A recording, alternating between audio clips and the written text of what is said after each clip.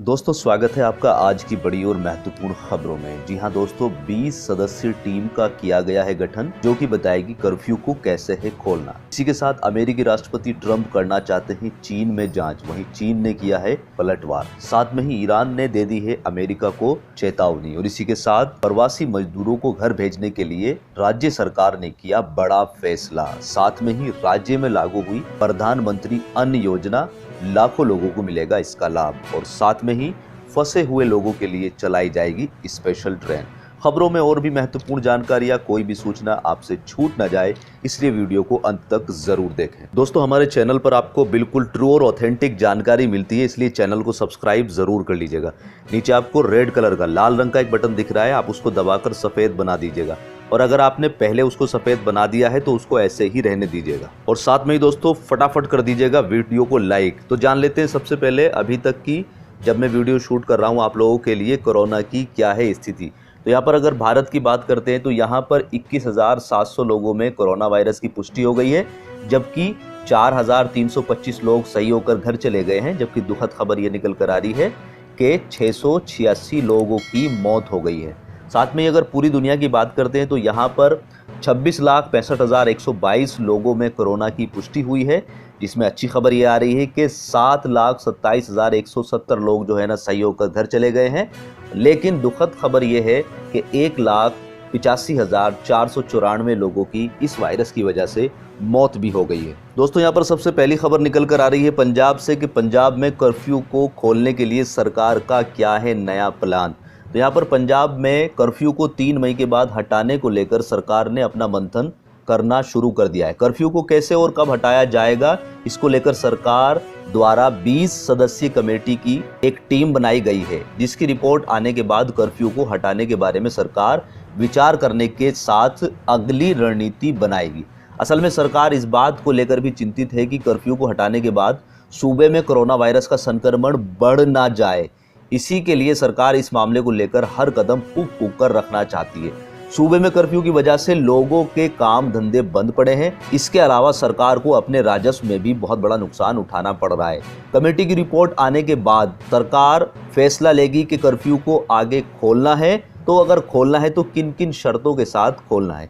यहीं पर दोस्तों अगर केंद्र सरकार ने 3 मई के बाद लॉकडाउन को कुछ और समय के लिए बढ़ाया, तो पंजाब सरकार को भी केंद्र सरकार के फैसले के मुताबिक कर्फ्यू को आगे बढ़ाना पड़ेगा। लेकिन अगर 3 मई के बाद केंद्र सरकार लॉकडाउन को नहीं बढ़ाता है, तो ऐसी सूरत में पंजाब अपनी कमेटी की रिपोर्ट के मुताबिक कर्फ्यू को खोलने के लिए तैयारी कर सकता है। यहीं पर दोस्तों अगली खबर निकल कर आ रही है, अमेरिका के राष्ट्रपति ट्रंप चाहते हैं चीन में जांच कराना।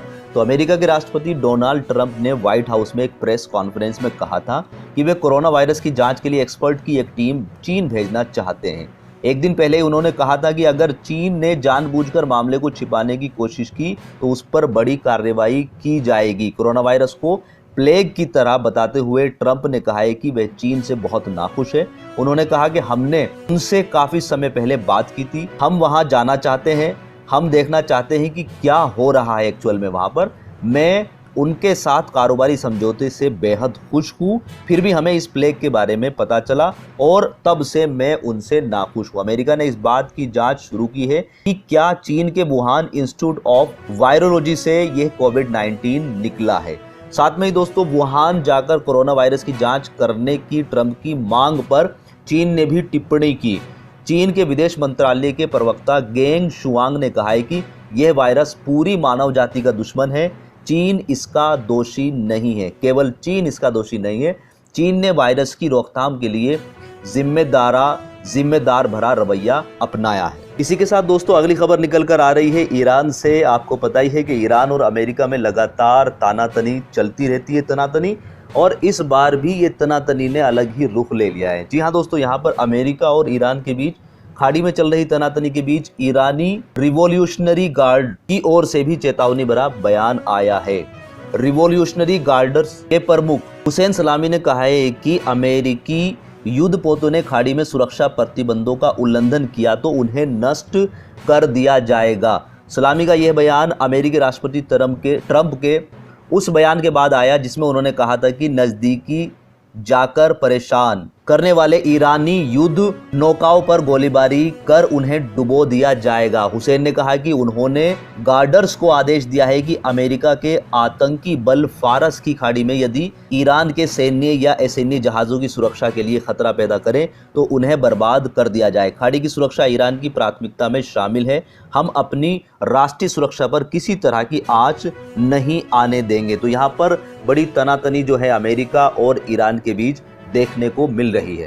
दोस्तों यहाँ पर अगली खबर निकल कर आ रही है उत्तर प्रदेश से। उत्तर प्रदेश के सीएम योगी आदित्यनाथ ने कहा है कि हम तैयार हैं प्रवासी मजदूरों को वापस भेजने के लिए अगर दूसरे राज्य की सरकार अपने मजदूरों को अपने राज्य में बुलाना चाहती है। तो यहाँ पर सरकार ने कहा है योगी आदित्यनाथ ने कि हमारे यहाँ पर जो मजदूर हैं हम उन्हें भेजने के लिए तैयार हैं। लेकिन दोस्तों यहीं पर जब यूपी के मुख्यमंत्री से पूछा गया कि दूसरे राज्य में जो उत्तर प्रदेश के नागरिक फंसे हुए हैं उनको बुलाने के लिए भी आप तैयार हैं, तो यहाँ पर मुख्यमंत्री ने चुप्पी साध ली है। तो ये तो वही बात हो गई, गैरों पे करम अपनों पर सितम। तो यूपी सरकार को, सीएम मुख्यमंत्री को अपने राज्य से अगर भेज रहे हैं तो दूसरे राज्य में जो लोग फंसे हुए हैं उनको भी निकालने की प्रबंध करना चाहिए। यहीं पर दोस्तों अगली खबर निकल कर आ रही है दिल्ली से। कोरोना महामारी से गरीब और साधनहीन लोग बुरी तरह से प्रभावित हैं। इस समय प्रतिदिन कमाने वाला घर पर खाली बैठा है। इन गरीबों की सहायता के लिए दिल्ली सरकार लगातार काम कर रही है, लेकिन इसी के बीच केंद्र सरकार ने भी इस कार्य में दिल्ली में अपनी भूमिका जोड़ दी है। जी हाँ दोस्तों, अब दिल्ली में प्रधानमंत्री गरीब कल्याण अन्न योजना लागू होगी। इसके तहत गरीबों को 3 महीने तक के लिए अतिरिक्त राशन मिलेगा। दिल्ली सरकार ने मंगलवार को आदेश जारी किया कि राजधानी के राशन कार्ड धारक लोगों को प्रधानमंत्री गरीब कल्याण अन्न योजना के तहत 5 किलो अतिरिक्त अनाज प्रति व्यक्ति प्रति महीने मिलेगा। यह अतिरिक्त अन्न अप्रैल, मई व जून महीने में दिया जाएगा। इसमें 4 किलो गेहूं वे 1 किलो चावल मिलेंगे। इस योजना को तुरंत प्रभाव से लागू किया जाएगा। यहीं पर दोस्तों अगली खबर निकल कर आ रही है महाराष्ट्र से, और यहाँ पर महाराष्ट्र लगातार कोशिश कर रहा है कि जो उसके यहाँ पर मजदूर फंसे हुए हैं उनको उनके राज्य में भेजा जाए। जबकि उद्धव ठाकरे जी का कहना है कि हम उनकी सारा प्रबंध किया हुआ है, खाने का इंतजाम किया हुआ है, लेकिन फिर भी मजदूर चाह रहे हैं कि वो अपने घर पर पहुंचे। यहाँ पर महाराष्ट्र के उप मुख्यमंत्री अजित पवार ने रेल मंत्री पीयूष गोयल से आग्रह किया है कि 3 मई को लॉकडाउन खत्म होने के बाद महाराष्ट्र में फंसे कामगारों को उनके गृह राज्य तक ले जाने के लिए मुंबई और पुणे से विशेष ट्रेन चलाई जाए। डिप्टी सीएम पवार ने रेल मंत्री को लिखे पत्र में कहा है कि महाराष्ट्र के विभिन्न हिस्सों में फंसे प्रवासी कामगार लॉकडाउन खत्म होने के बाद अपने घरों को जाने के लिए बड़ी संख्या में बाहर निकल सकते हैं। उन्होंने कहा कि इससे कानून व्यवस्था की समस्या खड़ी हो सकती है। पवार ने कहा कि इससे बचने के लिए रेल मंत्री को विशेष ट्रेनें चलानी चाहिए।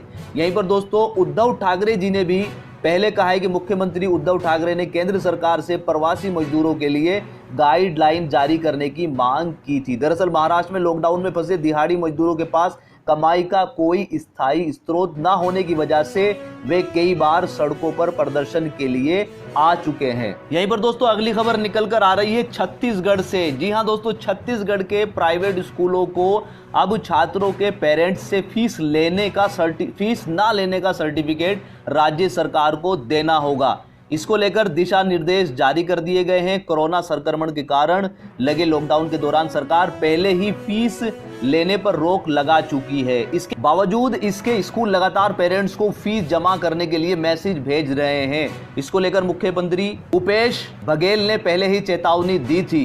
स्कूल शिक्षा विभाग ने अब निजी सभी स्कूलों से यह प्रमाण पत्र मांगा है कि उन्होंने पेरेंट्स से फीस नहीं मांगी है।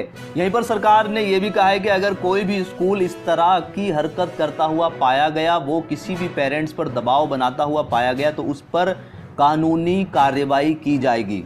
तो दोस्तों ये थी आज की प्रमुख समाचार, और सरकार के द्वारा किसी भी प्रकार की स्कीम को जानने के लिए आप हमारे चैनल को सब्सक्राइब ज़रूर कर लीजिएगा। तो आज की वीडियो में इतना ही, और लास्ट में आपसे रिक्वेस्ट है कि आप अपना ख्याल रखें और आसपास के जो लोग हैं, गरीब हैं, उनका भी ख्याल रखें।